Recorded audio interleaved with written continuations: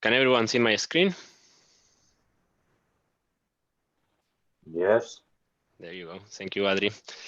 Okay, so on this webinar, we are going to be talking about two things. First, we're going to be showing the new wizard. That is a new way to configure everything when you just sign up for MyLenio. And then we're going to be going quickly over some of the other features that we released on this last release last week. So when you first register on the application, this is going to be the new first page that you're going to be seeing. You're going to be seeing a welcome, and you're going to be seeing a video. I really recommend you to take a look at this video. It's less than 1 minute, and this is showing what MyLenio does. Basically, MyLenio is an application that allows you to automate your SaaS permissions for GitHub, GitLab, Trello, Jira, and like many other applications. So we're going to show you how to configure this really easy. So you will go to Get Started, and you're going to have the wizard here. Here we have the first 6 steps, and we're going to go to the first one. That is connect Google Workspace or Office 365. You are going to click on Connect, and here we are going to have the option to choose Google or to choose Office. Depending on what you choose, you're going to be able to log in the application using your business account, and you're going to be able to import users directly from that. So it's really that we recommend that you connect this. So we're going to go with Google.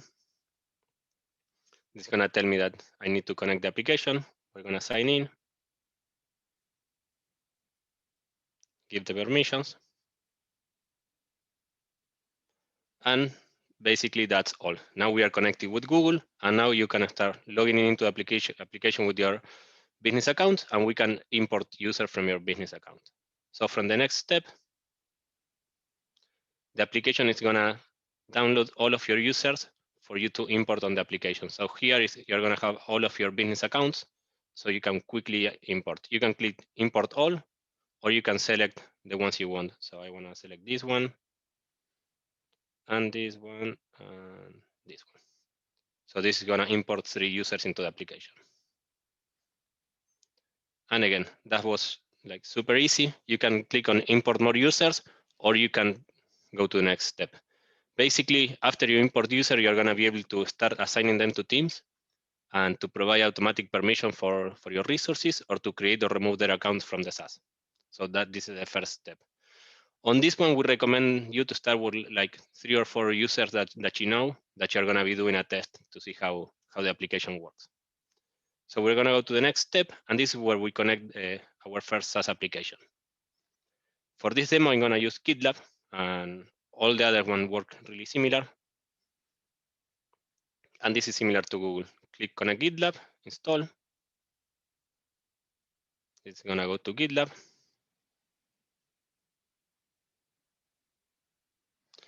And you're going to connect the application. After this, you can select the different groups that you have in GitLab. Some applications have groups, and some have workspaces, but you need to connect which one you want to use. On this case, we're going to keep the default one, but you can change the default group that the application is going to be doing. Basically, on this, we're going to be creating the resources on those places and giving permissions to all the repositories on those places. So we're going to go to the next step. And the next step is to build the first team. And here again, we recommend you to start with like 4 or 5 users that you know and you trust. What we are going to be doing is we're going to give them permissions to one of your existing GitLab repositories and trying to show how the automatic permission system works. So here you can select the user. For account manager, I'm going to put Dwight. For a technical leader, I'm going to put Kevin. And for the developer, I'm going to put Michael. You can put as many users as you want per role, and all of them are going to get the permission that you are assigning. You can also toggle here the coach that's going to tell you what each of this stuff is going to be doing. So that's all to configure the team. Now we go to the next step. On the next step, we have a tutorial on the wizard that's going to guide you through the configuration the first time. So here it's saying that for the first time that we connect, we have to click on the plus to get started. So we are going to add the resource. And I prepare a few for this. So we're going to add the repo webinar teams too. And what this is doing, now we have to assign the different roles that are going to have the permissions. So we click on this. And the application is going to explain you the different type of role that we have on GitLab. This is going to do the same for all the other applications, but we have 4 different roles in GitLab: maintainer, developer, reporter, and guest.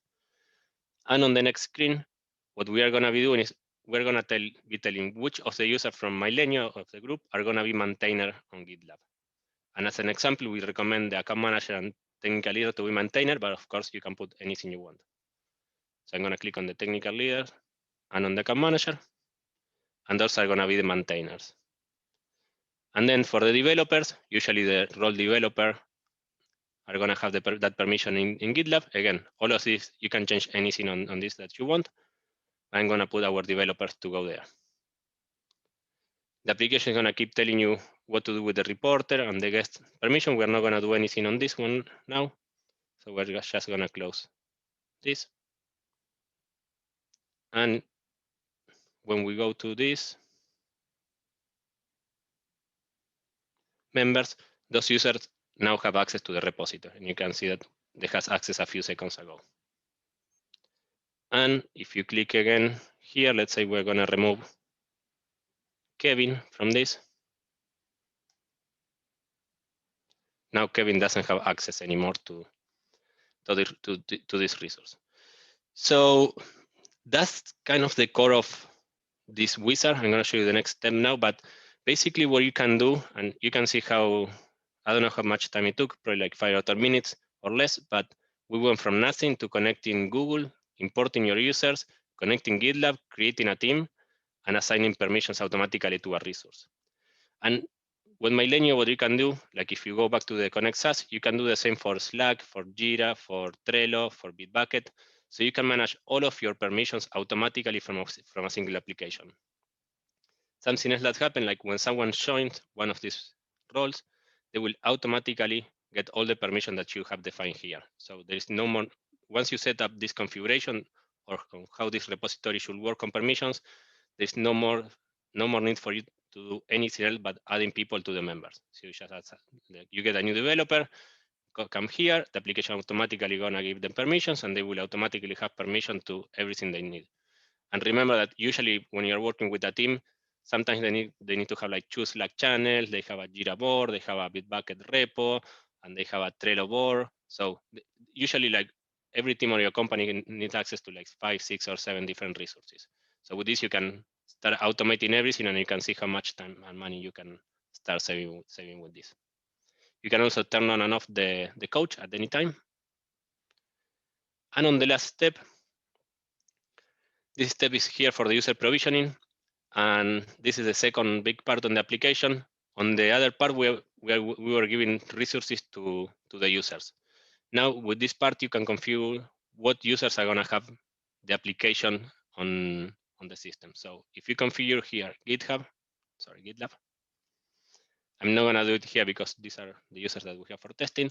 But how this is going to work, if you select here the role technical leader, you're going to say that all the technical leaders on this team, they need to have a GitLab account. So the application will automatically create the GitLab account or provide it for you some steps on how to create it depending if the application support the automatic permissions or not. And you can also configure that when someone leaves that role, the application will automatically try to remove the account for them. So there is no more time that you need to spend like tracking who needs the account, who doesn't need the account. The application is going to take care for you of all of this. So you can try this part, but basically it's going to give automatic permission for the users. And if you see here, now the application is 100% complete. You can keep using the wizard if you want to connect more SaaS applications. This is still going to work. But then you can also use the application as usual. Like you can go to Teams. And here you're going to have the team as usual with some more features. And you can also go to the resources. And there are some other stuff that you can do from here. So you can rename the repos. And if you take a look at here, it's going to rename the repos. And you can create resources and you can remove resources. And again, this will work also like from GitLab, but once you connect a different application, you can have like 6, 7, 8 different SaaS applications, and you can manage all of your SaaS application from here. Some other things that are important that you can configure here it's some of the details on how this works, but these are more like an advanced use. You can configure here if the provision is going to be automatic, if we're going to create this automatically, or you want to get an assignment first for someone to check, and there are like many other different options. So that's all on the part on the wizard. We're really excited to have launched this. We think it's a really streamlined way of starting working on MyLenio and getting some benefit in a few minutes. And we're gonna keep working on this wizard and making it easier and making it more with more features over time, of course. For the second part of this webinar, I want to show some of the other features that we put on the release. And some of them are for Teams, some of them are for our other modules that we have that you can activate from settings. Settings features. Here you can activate different modules that we have. So I'm going to be showing some of those new stuff. Okay, just checking on my notes. Okay, the first thing that we create is now we allow you to create events on the Teams. So here this is an event, and you can click you can add a new one here. And what this is going to be doing, I'm going to show you with this one that is already done. But this is going to create this event on a Google Calendar that you configure, and then you can assign permissions on this calendar. Basically, this is going to tell that these two users are mandatory for this event, and this user is optional. And basically, what this is going to be doing is like exactly with permission. When someone enter like these roles or they leave this role, they will automatically be invited to all of your events. This is super useful for daily meetings, for weekly meetings on Teams, or anything that is recurring. You can also put this to be recurring and when it's going to happen. And this is really good to avoid like something that happened when someone leaves the team, they are still invited to the meeting, or the new members of the team don't get the invites, and all those things. With this, it's going to be 100% automatic. Then the other thing that we add as permissions are flows. We have the flows on MyLenio, as you know, and right now we are like only the administrator were able to initiate the flows. With this new feature, you can configure what roles on your team can initiate flows. And how this works is like if the user belongs to these roles, they're going to have the opportunity to start flows by themselves. So I'm going to show here.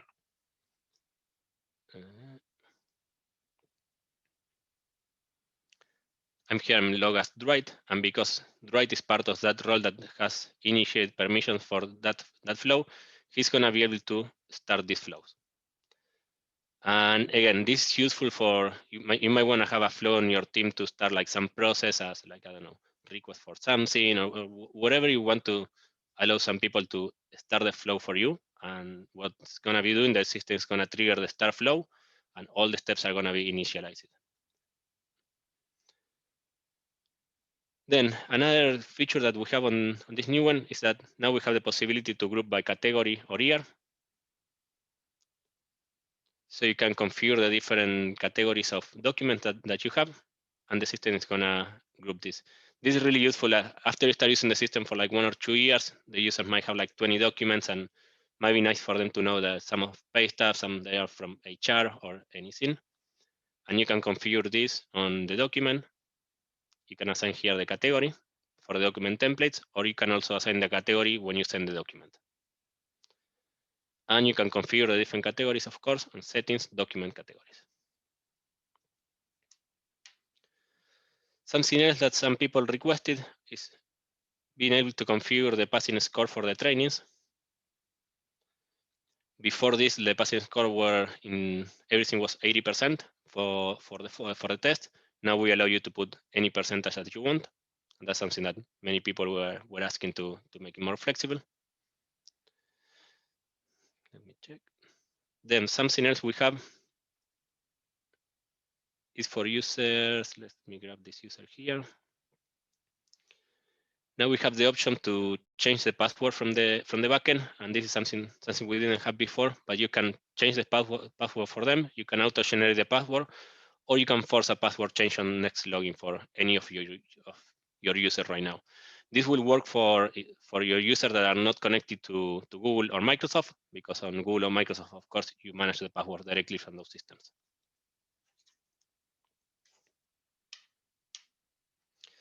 Then something, let's go to flows.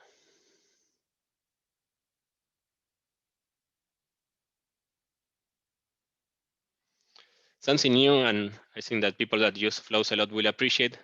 Like before we did this, after you did any action, the whole screen was refreshing, and it was kind of annoying to use sometimes.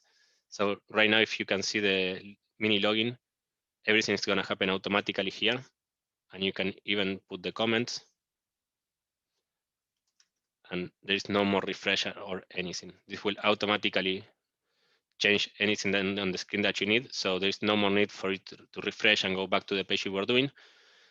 This is going to save a lot of time when using flows. This is available right now on the flows instance screen, and this is going to be available on the assignments or on the next 1 or 2 releases that we're going to put it over there too.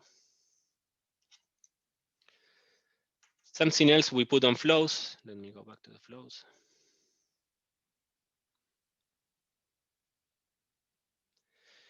Is this Autostart button. Basically, before this, all the flows were going first to a draft instance where someone needs to go there, review all the steps, and then start the flow. Now, if you click on Autostart and you save this flow, it's gonna try to start it if all the conditions are applying. Basically, all the conditions is like you don't have any subflow selected, and everyone has an assignee on the steps. So if all those steps happen, you can use the Autostart, and the Autostart is gonna automatically save you that draft stuff if you don't want to have it. Keep checking my notes. One other thing we added on the vacations request is the possibility of being, after someone rejected on the backend, for the user to resubmit before you have to create a new request. Now you can resubmit your existing request with this. These are going to be your employees. Keep checking here. So we also map two more fields on this, the department and cost center. These are 2 fields that are in Google and Microsoft. So now these 2 fields are going to synchronize automatically with what you have there. And this was also something that people wanted to have here for them to know about the user.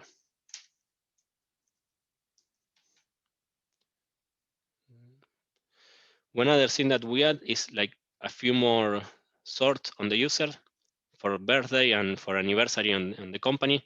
This is useful if you want to see like who is going to be the next people that is going to have an anniversary on the company. Maybe you want to send a gift, or what are the next birthdays. You can also have this on the dashboard, but you can here have the whole page ordered by this type of sort.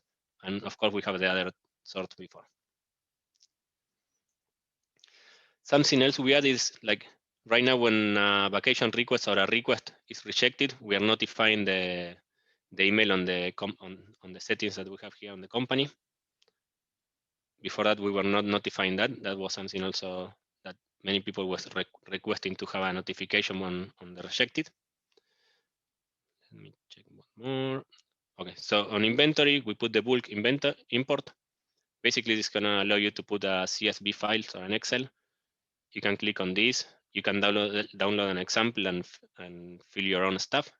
Like choose a file and put import.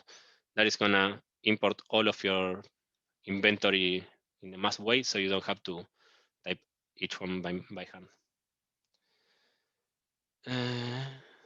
Then one more thing on recruitment. Recruitment candidate, we added a new filter here, the recruiter. It was also something that we were requesting, so you can filter all the open positions, all the candidates by the recruiter. And finally, something else that you can now put a reason why some person left the company. And that's going to be on the exit information. You can configure these reasons on the settings, but now you can configure why that employee left. That's going to be really useful for you then to get some stats on like why people are leaving your company and several other things that you can configure here. Okay, and that's all for the new features, and that's basically all for the webinar. We wanted to show the wizard with all the new cool stuff, and also all these other features that we push to the whole product. And I don't know if anyone has any questions, and if not, we're gonna leave it here.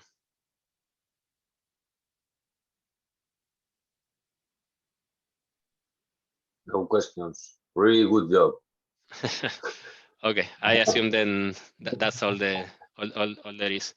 Okay, we're gonna save the webinar, and this is gonna be on YouTube too. So we're gonna send you the link after for all the people that couldn't attend. Thank you so much. Thank you, Martin.